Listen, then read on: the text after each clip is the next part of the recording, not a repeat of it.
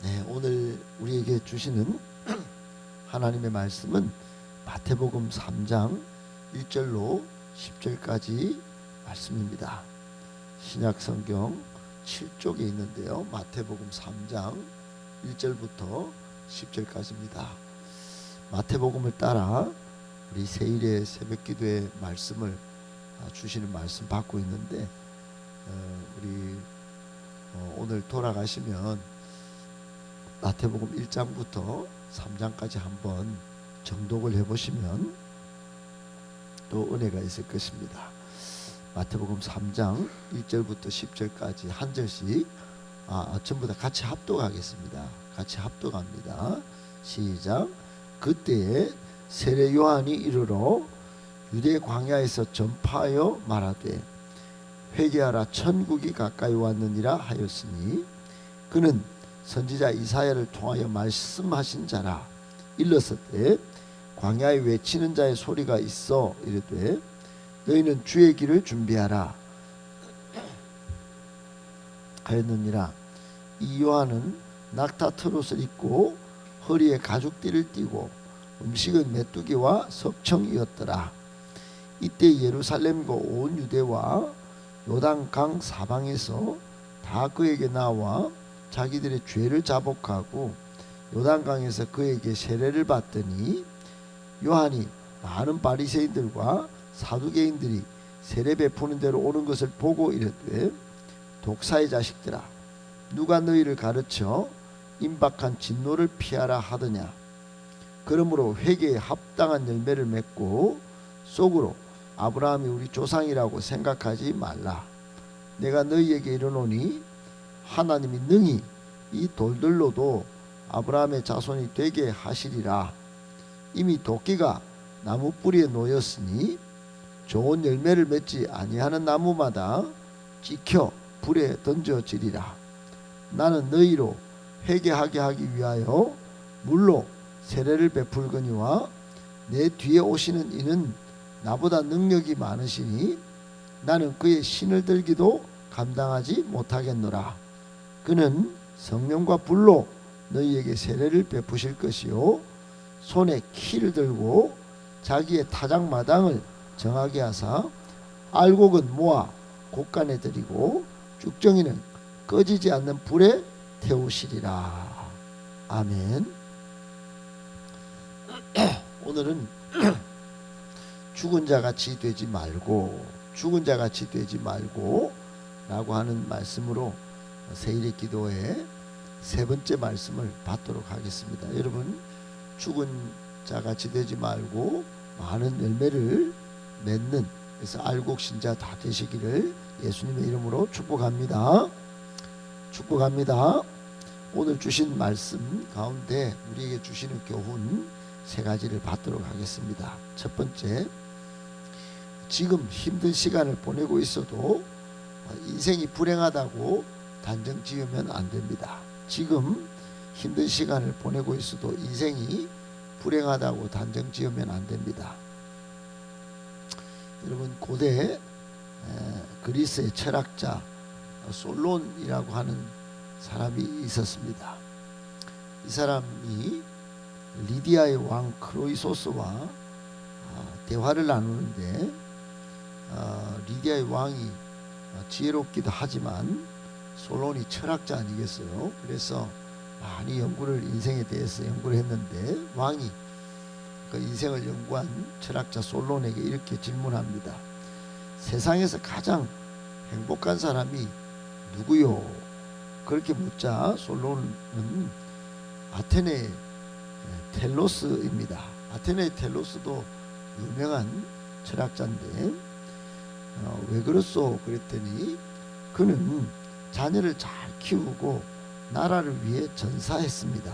이렇게 답했어요. 왕이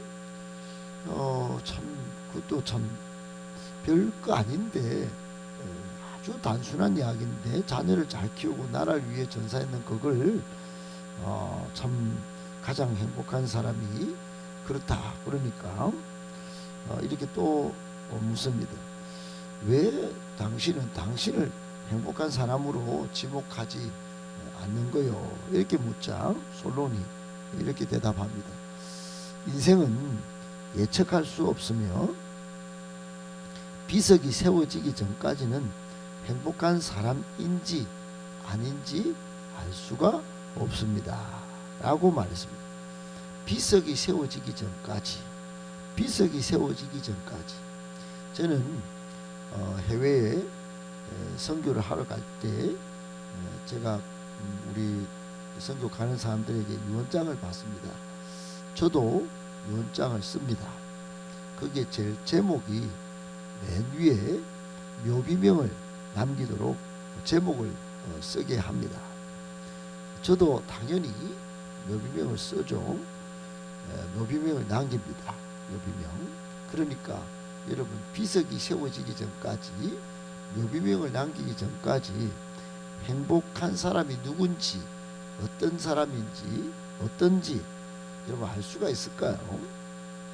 사랑하는 성도 여러분, 지금 힘든 시간을 보내고 있어도 인생이 불행하다고 단정할 수 없고,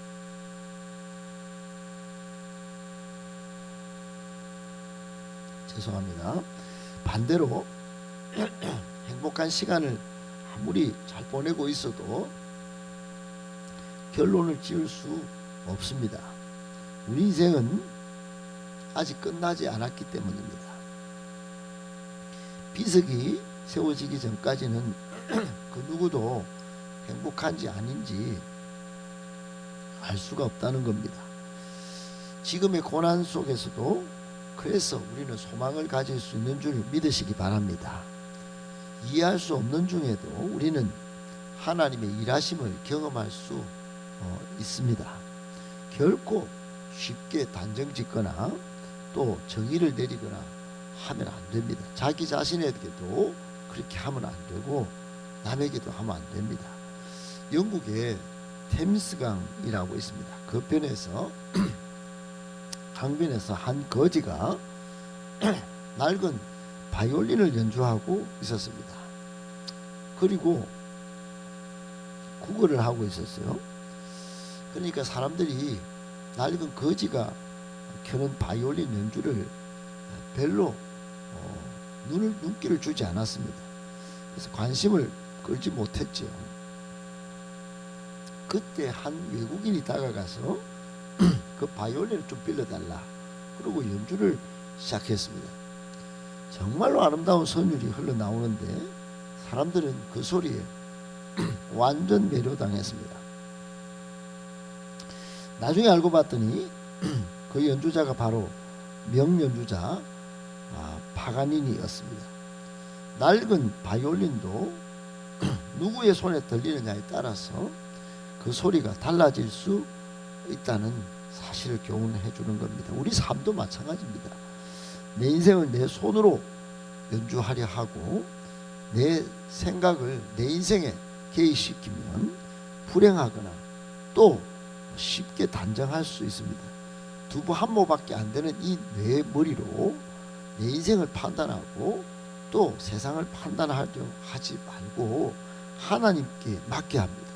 그러면 우리 삶은 아름다운 소리를 내는 정말 명품 악기가 될 수 있는 줄 믿으시기 바랍니다.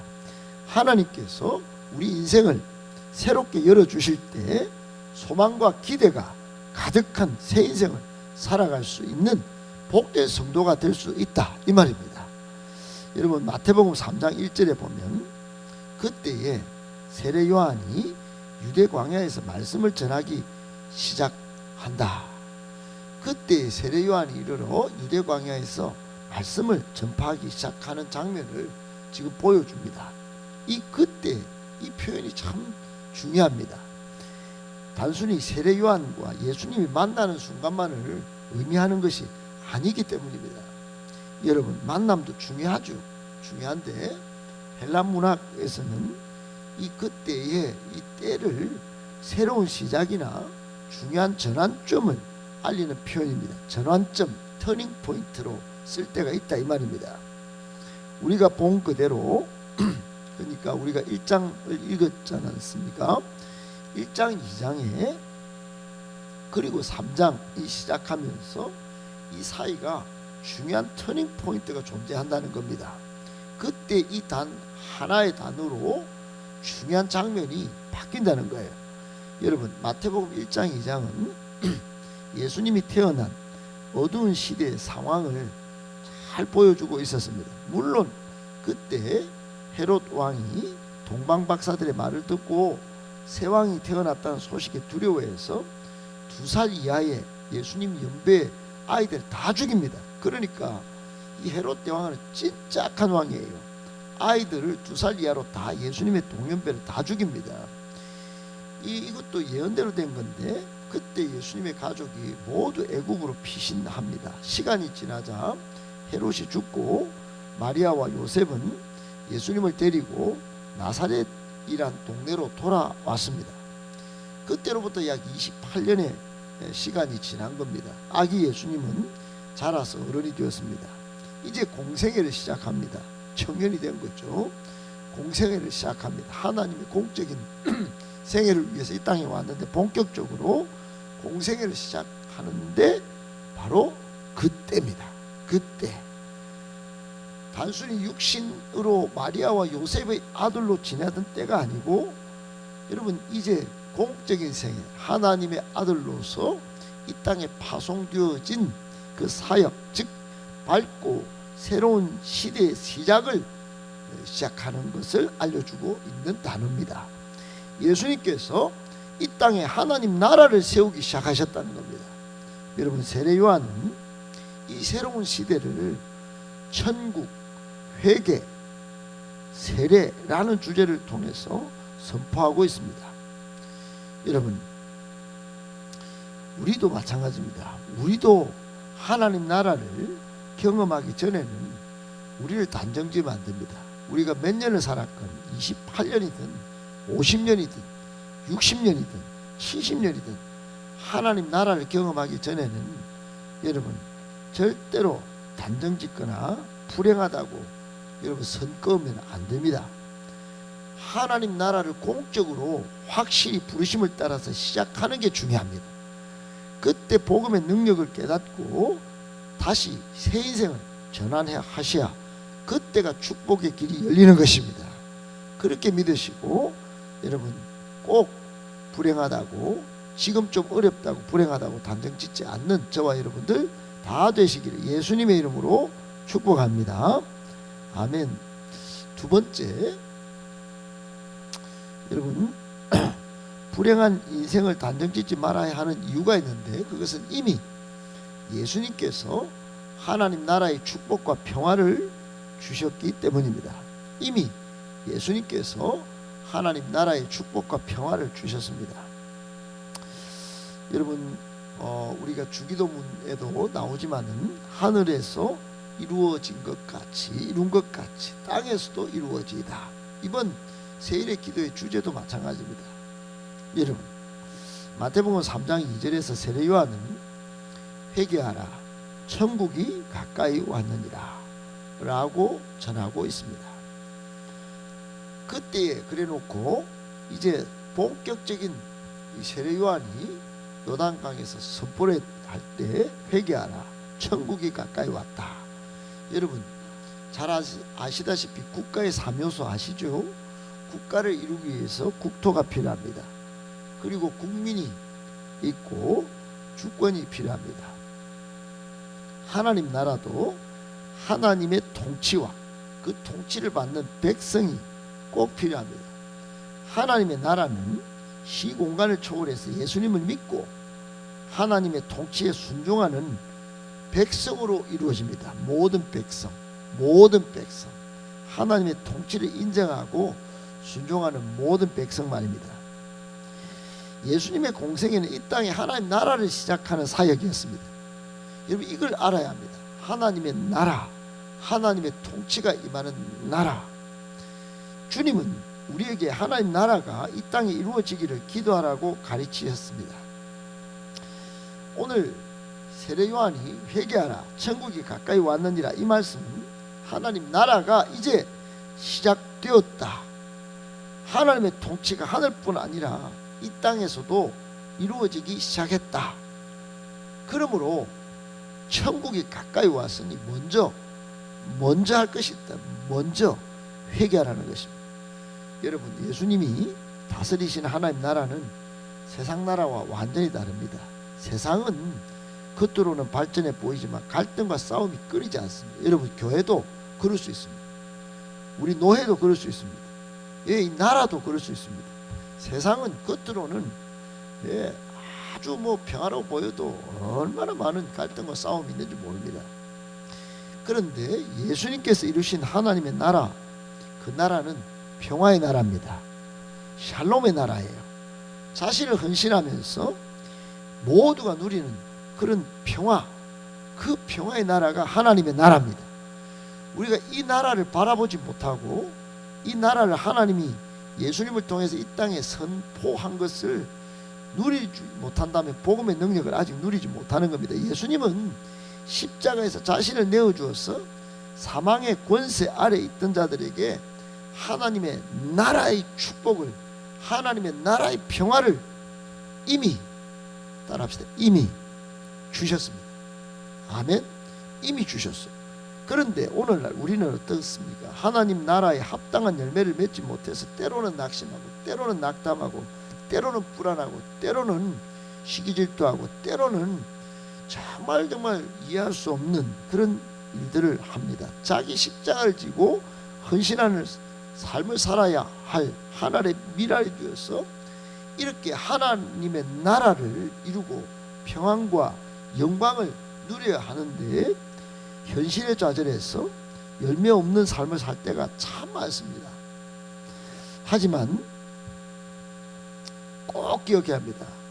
이미 우리는 예수님을 통해서 하나님 나라의 축복을 받은 사람들이다 라는 사실을 믿으셔야 합니다. 그 이미 이루어진 하나님의 나라, 그 하나님의 나라를 여러분 기쁨과 소망을 가지고 날마다 하나님 나라를 살아가셔야 합니다. 오늘 본문은 예수님 믿는 사람들이 이미 누리고 있는 축복에 대해서 말씀하고 있습니다. 여러분, 요한복음 5장 24절에 보면 유명한 한 구절이 있는데, 예수님을 믿는 사람들이 사망에서 생명으로 옮겨졌다 라고 선포하고 있습니다. 사망에서 생명으로 옮겨졌다.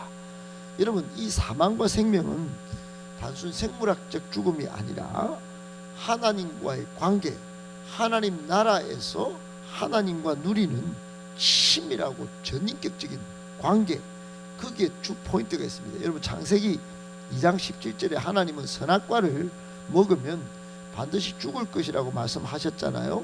아담과 하와가 그걸 따먹습니다. 육체적으로 안 죽어요. 당장에 안 죽어요. 죽으리라고 그랬는데 반드시 죽으리라고 그랬어요. 하나님은. 그 죽음은 두 가지 의미가 있어요. 하나는 나중에 반드시 죽는다. 그때만 해도 여러분 에덴 동산에서 죽음이 없었어요. 그런데 더 중요한 건 그때 안 죽으니까 이게 마귀한테 마귀 말이 맞는지 이렇게 생각했지만, 여러분 즉시로 하나님과의 관계가 깨어진 거예요. 숨은 거예요. 하나님과의 관계 깨지니까 여러분 축복은 고사하고 에덴 동산에서 쫓겨났습니다. 그 지복의 동산, 에덴 동산이 참 좋은 에덴 동산인데 그게 쫓겨난 거예요. 여러분, 이 쫓겨난 건 이 아담과 하와만 쫓겨날 게 아닙니다. 지금도 우리가 여러분 이런 지복을 누리지 못한다면 쫓겨난 거나 마찬가지인 거예요. 이것이 바로 성경에서 말하는 사망인 것입니다. 하나님과의 관계가 깨어지고 하나님이 없는 삶을 사는 것이 바로 지옥과 같은 삶이기 때문입니다. 그러니까 오늘 제목처럼 죽은 자 같이 되지 말아야 된다는 거예요. 여러분, 하나님은 우리에게 자유의지를 주셨습니다.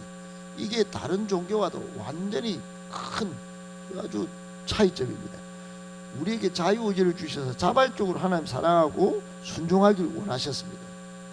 선악과는 하나님을 기억하고 하나님과 동행하는 삶을 상기시키는 역할을 했어요. 그러나 아담과 하와가 하나님 말씀에 불순종하면서 그 관계가 끊어진 겁니다. 하나님 없는 인생은 고통과 고독 속에 있지만 하나님과 함께하는 인생은 기쁨과 평안이 가득한 줄 믿습니다. 예수님을 믿는 우리는 이미 하나님 나라의 축복을 누리며 사는 복된 인생인 거예요. 비록 세상 풍파가 있더라도 세상 사람과 다른 겁니다. 해석이 달라요. 세상 풍파 가운데 우리가 불행해 보여도 이미 하나님이 임재하신 우리 마음, 그리스도께서 거주하시는 우리 마음은 언제나 평안한 줄 믿으시기 바랍니다. 이것이 하나님 나라의 축복을 누리는 성도의 삶인 것이에요. 그러니까 진짜 백이 성도는 이런 하나님 나라의 평안과 기쁨을 누리는 거예요. 누리는 겁니다. 이게 복음의 절대 능력을 누리는 거예요. 누려야 합니다. 누리시기를 축복합니다. 아멘 아멘. 오늘 주시는 세 번째 교훈의 말씀입니다. 이제 하나님 나라의 백성은 하나님 나라를 바라보며 새 생명의 기쁨으로 살아갑니다. 이제 하나님 나라의 백성은 죽은 자 같이 되지 말고 하나님 나라를 바라보며 새 생명의 기쁨으로 살아갑니다. 여러분, 우리가 죽은 자입니까? 이제는 예수 믿고 생명으로 옮긴 사람들 아닙니까? 생명으로 옮긴 우리는 이제 사망으로 돌아갈 수 없어요. 그래서는 안 됩니다. 결코 그럴 수도 없고 그래서는 안 됩니다. 생명의 기쁨을 알고 있기 때문입니다. 골로새서 1장 13절과 에베소서 4장 17절로 20절에 우리가 더 이상 어둠에 속한 자로 살아서는 안 된다고 가르치고 있습니다. 우리는 하나님 나라의 백성이 되었기 때문에 옛 사람의 헛된 길을 버리고 새 생명 가운데 살아가야 합니다. 옛 사람의 정욕과 혈기와 미움, 다툼, 시기, 질투 다 버리고 새 옷을 입어야 합니다. 새 옷은 사랑과 희생과 섬김과 용서의 옷입니다. 여러분, 독일어로 무덤을 뜻하는 단어가 있습니다. 프리드호프인데 프리드호프, 그것은 평화의 집이라는 의미를 가집니다. 여러분, 무덤, 독일말로 무덤은 걱정과 근심은 없겠지만 죽은 사람의 평안을 바라는 사람이 뭐 있겠습니까? 없습니다. 여러분, 우리는 살아있고 생명에 속해 있기 때문에 여러분, 진짜 우리가 진짜 백인 것입니다. 성경은 우리를 사망에서 생명으로 옮기셨다고 말씀하시면서 이제는 생명 안에서 거하라고, 그렇게 거하며 살아라고 명령하고 있습니다. 에베소서 4장 21절로 24절, 우리가 예수님의 가르침을 받고 새롭게 된 사람으로서 의와 진리의 거룩함을 입어라, 새 옷을 좀 입고 살아라 고 가르칩니다. 이 세상은 잠시 머무는 곳입니다. 영원한 하나님 나라를 위해서 준비하는 여정을 보내야 하는 것입니다. 그리고 여기서 하나님 나라를 경험하면서 한번 살아볼 수도 있습니다. 여러분, 예수님이 참 생명 되심을 알면서도 세상의 즐거움에 빠졌어. 마지막에야 세례를 받은 로마의 콘스탄틴 황제처럼 세상이 주는 쾌락을 좀에 끊기가 어렵습니다. 정욕에 사로잡혀 상처도 받고 낙심도 하고 그리고 분노에 들끓기도 합니다. 이게 쉽지 않아요. 그러나 우리는 이미 생명의 기쁨을 얻었기에 세상에 속한 자가 아닙니다. 하나님 나라를 바라보고 사는 존재입니다. 결론입니다. 여러분, 사망에서 생명으로 옮겨진 사람은 그 가치를 알기 때문에 죽은 자 같이 하지 말아야 되는 거예요. 죽은 자 같이 하지 말아야 되는 것이에요.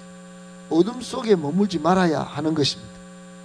하나님 나라의 진리를 깨달아서 영원한 가치를 붙잡고 살아가야 하는 것입니다.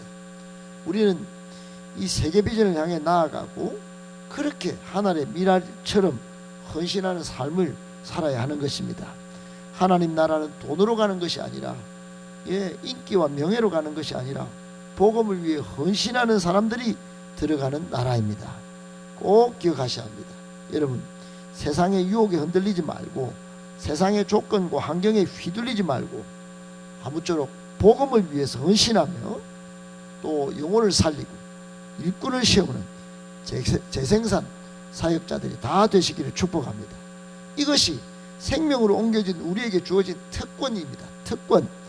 그러면 반드시 하나님은 우리의 기도에 신실하게 응답하실 줄 믿습니다.